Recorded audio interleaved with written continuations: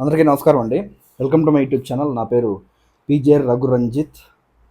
మొన్న పంచాయతీరాజ్ దివస్ నాడు పవన్ కళ్యాణ్ గారు సంవత్సరం రోజులు ఆయన పరిపాలనలో అసలు ఏమేం జరిగింది, ఏం చేయబోతున్నారు అన్న ఒక గ్లిమ్స్ లాంటిది ఒకటి ఆయన ఇచ్చేశారండి. దాదాపుగా 20 నిమిషాల పట్టారు వారు మాట్లాడడం జరిగింది. సో ఏమేం చేశారు, ఏం చేయబోతున్నారు అన్న దాని గురించి తెలుసుకుందాం. Let's start. బేసిక్గా పవన్ కళ్యాణ్ గారు పంచాయతీరాజ్ శాఖ తీసుకున్నప్పటి నుంచి దాని మీద నేను కొంచెం బాగా స్టడీ చేయడం నేను స్టార్ట్ చేశానండి. ఎందుకంటే గతంలో అసలు పవన్ కళ్యాణ్ గారు లాంటి ఐడియాలజీ ఉన్న వ్యక్తి ఏ శాఖను తీసుకున్నా అది ఎక్కడికో తీసుకెళ్తారు. అది నాకు 100% నమ్మకం ఉండేది. సో పంచాయతీరాజ్ శాఖను ఆయన ఏ విధంగా తీసుకెళ్తారు, ఎలా చేస్తారని చాలా నాకు మైండ్లో చాలా బలంగా ఉండేది. అప్పుడు ఆయన పంచాయతీరాజ్ శాఖ తీసుకుంటున్నారు, అటవీ శాఖ, పర్యావరణ శాఖ తీసుకుంటున్నారు అన్న వెంటనే నా మైండ్లో కొన్ని తిరిగాయి. అంటే చాలామంది పోస్ట్ చేశారు. పవన్ కళ్యాణ్ గారు ట్రైబల్ ఏరియాస్కి వెళ్ళింది, అక్కడికి నీళ్ళు ఇస్తా అని చెప్పింది. సో ఇవన్నీ పోస్ట్ చేస్తే ఓకే దీనివల్ల అని నేను దాన్ని కరెక్ట్ చేసుకున్నాను. కాకపోతే పవన్ కళ్యాణ్ గారి లాంగర్ విజన్ నాకు అర్థం కాలేదు. ఆయన ఎందుకు తీసుకున్నాను, ఎందుకంటే పవన్ కళ్యాణ్ లాంటి వ్యక్తి రాజకీయాల్లోకి రావడం మొట్టమొదటిసారి, అదే ఫస్ట్ టైం. అలాంటి వ్యక్తి, అసలు అవినీతి మచ్చలేనటువంటి నాయకుడు, డబ్బు మీద ఏమాత్రం ఆశ లేనటువంటి నాయకుడు, అధికార వ్యామోహం లేనటువంటి నాయకుడు అధికారంలోకి రావడం ఫస్ట్ టైం నేను చూస్తున్నా. మొన్న వచ్చాడు, ఎలా చేస్తాడో ఏం చేస్తాడో ఐడియా లేదు యాక్చువల్గా. సో ఆయన రివ్యూ మీటింగ్స్ పెట్టడం అన్నీ జరుగుతున్నాయి. సో డెఫినెట్గా పంచాయతీరాజ్ శాఖని వీళ్ళు ఎక్కడికో తీసుకెళ్ళిపోతారని అనుకున్నారు. నెక్స్ట్ లెవెల్కి, ఇంకా స్కై లెవెల్కి తీసుకెళ్ళిపోతాడు, ఆకాశమే హద్దుగా పంచాయతీరాజ్ శాఖని తీసుకెళ్తాడని నేను చాలా బలంగా విశ్వసించాను. సో కోర్స్ అది ఆల్మోస్ట్ ఆ ట్రాక్లోకి వచ్చేసింది. సో ఆయన పంచాయతీరాజ్ దివస్ని పురస్కరిస్తూ ఆయన మాట్లాడుతూ కొన్ని మాటలు ఆయన మాట్లాడారండి. సో అందులో ఒక మాట అన్నారు, నాకు పంచాయతీరాజ్ వ్యవస్థలో ఎవరైతే అవినీతి చేస్తారో వాళ్ళు నాకు అవసరం లేదు, వాళ్ళని తీసేయండి ఫస్ట్. ఎవరైతే చెయ్యాలన్న పట్టుదలుండి, తపనుండి, కొన్ని పొలిటికల్ ప్రెజర్స్లో చేయలేకపోయారో వాళ్ళని బోధద్దం పెట్టి ఎతికి ఈ శాఖలో పెట్టండి. తర్వాత ఎమ్మెల్యేస్, ఎంపీస్ చాలామంది మాకు సంబంధించిన వాళ్ళు, లేదా మాకు తెలిసిన వాళ్ళు, దయచేసి మీరు మీ శాఖలో పెట్టుకోండి అని చాలామంది అడిగినా కూడా పవన్ కళ్యాణ్ గారు, నాకు కొన్ని సిద్ధాంతాలు ఉన్నాయి, నేను ఎట్టి పరిస్థితుల్లో రూల్ బుక్ని నేను దాటను, చట్ట వ్యతిరేకమైనటువంటి పరిపాలన నేను ఇవ్వను. సో ఇవన్నిటికీ మీరు చెప్పిన వ్యక్తులు ఒప్పుకుంటే డెఫినెట్లీ నేను తీసుకుంటానని చెప్పి పవన్ కళ్యాణ్ గారు చెప్పారు. అంటే అవినీతి పైన, ఇక్కడ జరిగే అవకతవకల పైన అంత పట్టుంది ఆ మనిషికి, అంత కసి మీద ఉన్నాడు ఆ మనిషి. జరగకూడదు అన్నంత కసి ఉంది ఆ మనిషికి. తర్వాత మీరు చూస్తే ఎక్కడైనా అవినీతి జరిగినా కూడా, కాకినాడలో అనుకుంటా ఎంపీడీఓని ఎవరిని సస్పెండ్ చేసి పారేశాడు. ఇమ్మీడియట్గా సస్పెండ్ చేసి అతని మీద ఎంక్వైరీ వేయండి అని చెప్పేశాడు. అవి ఎక్కడో డబ్బులు తీసుకుంటున్నాడు, పంచాయతీరాజ్ శాఖ పేరు చెప్పుకోనని చెప్తే. సో అంత క్లారిటీతో ఉన్నాడు పవన్ కళ్యాణ్ గారు, ఏది చేసినా అంత స్పష్టంగా చేస్తున్నాడు. గతంలో ఫైనాన్స్ 15th కమిషన్, నేను నా పాత వీడియోలో చెప్పాను, దాని ప్రాశస్త్యం ఎలా పుట్టింది, ఏంటి ఫైనాన్స్ కమిషన్ ఆఫ్ ఇండియా అంటే మొత్తం చెప్పాను. అది ఏ ఆర్టికల్లో మొత్తం చెప్పాను నేను క్లియర్గా, మీరు వెళ్ళి చూడండి. ఆర్టికల్ 280, ఆర్టికల్ 243, రెండింటి గురించి చెప్పాను. అది కాకుండా ఫైనాన్స్ కమిషన్ నిధుల్ని కేవలం రూరల్ ఇన్ఫ్రాస్ట్రక్చర్కి వాడాలి. యాక్చువల్గా చెప్పాలంటే గ్రామానికి కావాల్సిన అవసరాల గురించి అది వాడాలి. కానీ అలా వాడకుండా ఆ నిధుల్ని జగన్మోహన్ రెడ్డి గారు మళ్లించేశారు.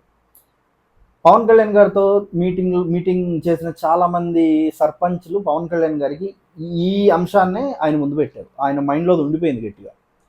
సో తర్వాత మనం గమనిస్తే ప్రభుత్వం వచ్చిన ఆ 3 నెలలకో 4 నెలలకో అనుకుంటాను, నాట్ షూర్, దాదాపు 1000 కోట్లకు పైగా నిధులు ఫైనాన్స్ కమిషన్ ద్వారా విడుదల చేయించి అది గ్రామాభివృద్ధికి వాడారు ఆ డబ్బుల్ని.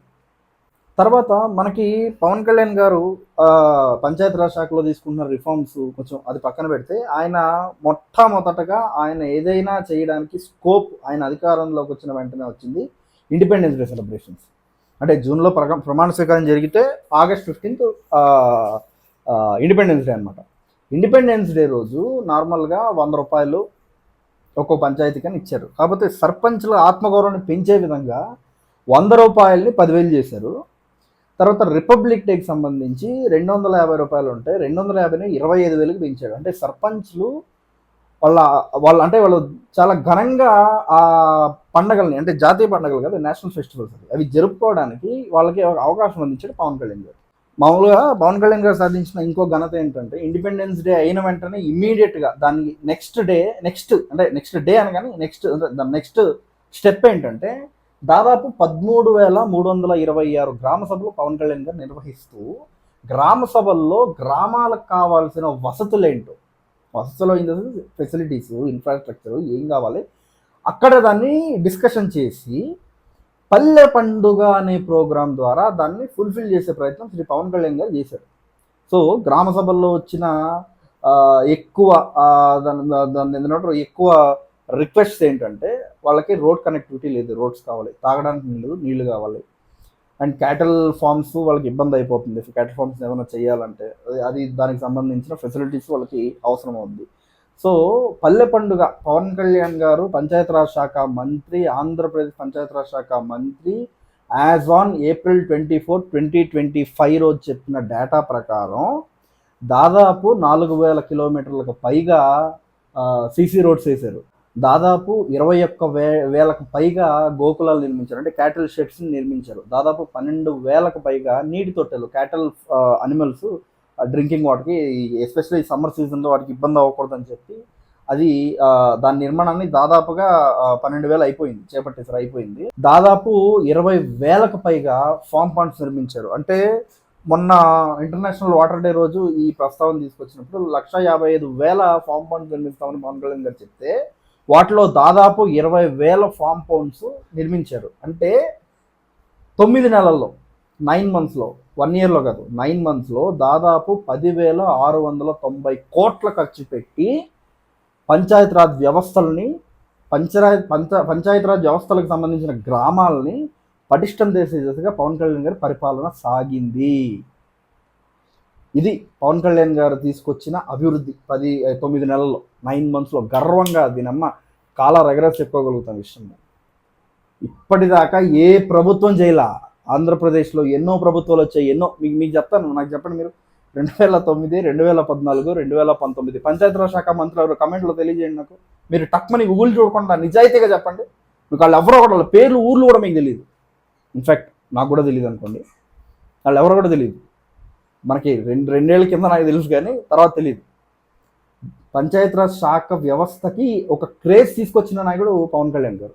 పంచాయతీరాజ్ శాఖని గిరిజన గ్రామాలకి అభివృద్ధి, అదే ఎక్స్టెన్షన్ చేస్తూ అక్కడ కూడా కొన్ని అభివృద్ధి కార్యక్రమాలని పవన్ కళ్యాణ్ గారు చేపట్టారు. దాదాపు 1,005 కోట్లతో 601 గిరిజన గ్రామాలని అనుసంధానం చేస్తూ దాదాపు 1,069 కిలోమీటర్ల రోడ్డుని పవన్ కళ్యాణ్ గారు అక్కడ శాంక్షన్ చేశారు, అప్రూవ్ చేశారు. అది త్వరలోనే అది అయిపోద్ది. అండ్ నేను చెప్పినట్టు గిరిజన గ్రామాల్లో ఫార్మ్ టు మార్కెట్ కాన్సెప్ట్ తీసుకొస్తున్నారు. తర్వాత మనకి అక్కడ ఎకో టూరిజంని డెవలప్ చేస్తున్నారు. ఫిలిం ఇండస్ట్రీకి సంబంధించి ఆ లొకేషన్స్, ఆ షూట్ చేయడానికి ఆ లొకేషన్స్, ఫిలిం వాళ్ళ యూనిట్, సినిమా వాళ్ళు యూనిట్ ఉండడానికి వసతులు కల్పించే విధంగా అక్కడ పవన్ కళ్యాణ్ గారు ప్రణాళిక సిద్ధం చేస్తున్నారు. అండ్ దీనికి సంబంధించి అక్కడున్న గిరిజనుల్ని ఆయన ఎడ్యుకేట్ చేశారు కూడా. మొన్న ఆయన అడవి తల్లి పాట ప్రోగ్రాంలో చేసింది అదే. ఇంత చేస్తే, ఇంత శ్రమ చేస్తే పవన్ కళ్యాణ్ గారు రాష్ట్రీయ గ్రామ స్వరాజ్ అభియాన్లో ఆంధ్రప్రదేశ్ 24వ స్థానంలో ఉండేది. పవన్ కళ్యాణ్ గారి చొరవతో ఈరోజు 2వ స్థానంలోకి వచ్చింది. 2 అంటే ఇది 11 కాదు, 2nd place అని అర్థం చేసుకోండి. మనకి ఆంధ్రప్రదేశ్ పంచాయతీరాజ్ వ్యవస్థ ఇప్పుడు దేశంలో 2వ బలమైన వ్యవస్థ. నాకు బాగా గుర్తుంది, ఆయన పంచాయతీరాజ్ శాఖ తీసుకున్నప్పుడు పంచాయతీరాజ్ శాఖని అసలు ఈ దేశంలో మొట్టమొదటి స్థానంలో నిలబడతాను పవన్ కళ్యాణ్ గారు చెప్పారు. నాకు బాగా గుర్తుంది అన్నమాట. ఇఫ్ పాసిబుల్ నేను అటాచ్ చేస్తాను ఇక్కడ. నాకు బాగా గుర్తుంది, ఆయన కరెక్ట్గా 1 year లోపే ఈ ప్రోగ్రెస్ కార్డ్ నేను ఏదైతే చెప్తున్నాను, ఇది 9 months ముందే 2nd placeకి వచ్చింది, 2వ స్థానం. పవన్ కళ్యాణ్ గారి పరిపాలన విధానం అలా ఉంటుంది. గత ప్రభుత్వంలో దాదాపు 600 కోట్లకు పైగా ట్యాక్స్ కలెక్ట్ చేస్తే 9 నెలల్లో ప్రజలే స్వచ్ఛందంగా వచ్చి వాళ్ళు కట్టిన ట్యాక్స్ 800 కోట్లు. ఇంకా గత ప్రభుత్వంలో తక్కువ ఎందుకు అయింది నేను అనొచ్చు. గ్రామాల్లో అసలు ఏమీ లేదు. గ్రామాల్లో జగన్మోహన్ రెడ్డి గారి ఫోటోషూట్, ఆ ప్రైమరీ హెల్త్ కేర్లు ఇట్లాంటివి 2, 3 తప్ప, ఆ విలేజ్ గ్రామ సెక్రటేరియట్లు ఇవి తప్ప, అవి జస్ట్ ఫోటోగా ఇది ఏమంటారు మార్కెటింగ్ సేక్ కదా అంతే. అయిపోయి కూడా దాన్ని తీసి ఇలా చేశారు అలా చేశారని చేస్తారు, కానీ దానికి గ్రామ స్వరాజ్యానికి సంబంధం లేదు, అండ్ దానికి పంచాయతీరాజ్ వ్యవస్థకి సంబంధం ఉండదు, దానికి లింక్ కట్ అయిపోయింది కంప్లీట్గా. సో ఆ దిశ నుంచి పవన్ కళ్యాణ్ గారు ఆంధ్రప్రదేశ్ పంచాయతీరాజ్ వ్యవస్థని పైకి తీసుకొచ్చే ప్రయత్నం చేశారు. తర్వాత పవన్ కళ్యాణ్ గారు భవిష్యత్తు ప్రణాళిక గురించి ఆయన మాట్లాడుతూ కొన్ని వ్యాఖ్యలు ఆయన చేశారు నిన్న మాట్లాడుతున్నప్పుడు. కలప మొక్కలు, టింబర్, నేను చెప్పాను అనుకుంటా మొన్న, దాని స్టాట్స్ గురించి కూడా చెప్పాను అనుకుంటా. టింబర్ అండ్ వుడీ ప్లాంట్స్ ఉంటాయి కదా, మన ఆంధ్రప్రదేశ్కి సంబంధించి, మన దేశానికి సంబంధించి ఐ థింక్ దాదాపు 60,000 కోట్ల వుడ్ని మనం ఇంపోర్ట్ చేసుకుంటున్నాం. సో మనం పవన్ కళ్యాణ్ గారు ఏమంటున్నారు, కలప మొక్కల్ని మీరు పెంచడానికి, అంటే మాన్సూన్ ఈ రైనీ సీజన్లో కలప మొక్కల్ని మనం పెంచడం ద్వారా దాదాపు 15 to 20 ఇయర్స్, ఇప్పుడు ఇన్వెస్ట్మెంట్ ఇప్పుడు పెడతాం, దాదాపు 15 to 20 ఇయర్స్ తర్వాత పంచాయత్ రాజ్ వ్యవస్థకి దాదాపు 20,000 కోట్ల సంపద వస్తుంది. 20,000 కోట్లు, కానీ ఇమాజిన్ 20,000 కోట్లు సంపద వస్తుంది మనకి, అంటే 15 to 20 అది పెరిగిన తర్వాత. ఇక్కడ ఇంకొకటి ఉంది, పవన్ కళ్యాణ్ గారు ఏదైతే ఆయన అడవి శాఖకు సంబంధించి, పర్యావరణ శాఖకు సంబంధించి సమీక్షలు చేస్తున్నప్పుడు ఆయన ఏదైతే 50% గ్రీనరీ ఉండాలనుకుంటున్నారో అది కూడా ఇక్కడ అచీవ్ అయిపోద్ది. ఎందుకంటే మోస్ట్ ఆఫ్ ది థింగ్స్ మనకి ఆ చెట్లు పెరుగుతున్నప్పుడు ఆ గ్రీనరీ, అండ్ మనకి విలేజెస్లో కాలుష్యం తగ్గుతుంది. ఈ మధ్య నేను చూస్తున్నా విలేజెస్లో చాలా గ్రామాల్లో కూడా ఇది నేను అబ్జర్వ్ చేస్తుంటే పొల్యూషన్ ఎక్కువైపోయింది అక్కడ. సో ఈ పొల్యూషన్ అన్నది కూడా అక్కడ తగ్గి, గ్రీనరీ పెరుగుద్ది, ఆక్సిజన్ లెవెల్స్ పెరుగుతాయి. అంటే ఒకే దాంతో 2 అంశాలని ఆయన ఇక్కడ క్లియర్ చేసుకుంటున్నారు అన్నమాట.